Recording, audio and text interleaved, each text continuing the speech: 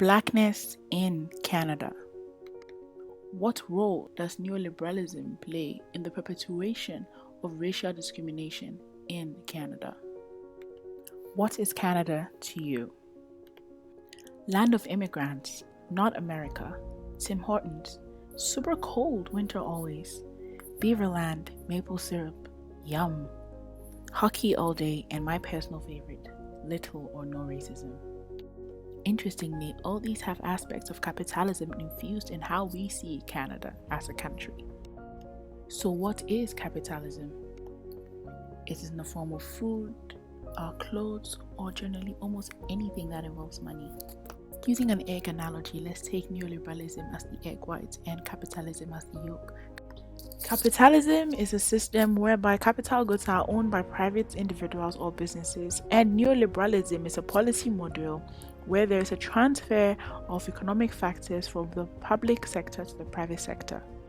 Another aspect of neoliberalism that we would like to explore is in employment. The Temporary Foreign Worker Program allows Canadian employers to hire foreign nationals to fill temporary labor and skills shortages when qualified Canadian citizens or permanent residents are not available. These workers are often brought in to perform blue-collar jobs and earn wages that are at the bottom of the salary bracket. Aside being subject to subordination, exploitation, and restriction in the labor market, we see the relevance of a racialized person or the other when this person is of economic benefit, which is by providing cheap labor. Another aspect we would like to look at is in the institutions, that even our institutions are riddled with capitalism. The prison system is one classic example. The prison system in Canada is highly racialized. It is yet another opportunity for cheap labor. There are 70% more Black Canadians in federal prisons, and Black Canadians make up 10% of prisons but 3% in Canadian population, and they are paid only $1.95 for their labor. We see some forms of discrimination in advertisements as well. They have a way of portraying unsaid perceived norms. The Canadian Code of Advertising Standards are rules or codes of conduct that all advertising agencies must adhere to prevent discrimination of any sort.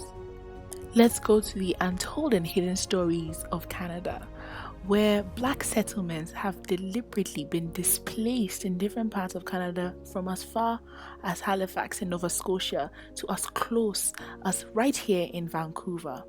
We see that in settlements such as Africville and in Hogan's Alley, the Black settlements were deliberately destroyed, all in the name of a redevelopment or reconstruction of the city, or a form of expansion, where we see that all in the name of capitalism, Black people have to let go of their lives and their livelihoods for the greater good.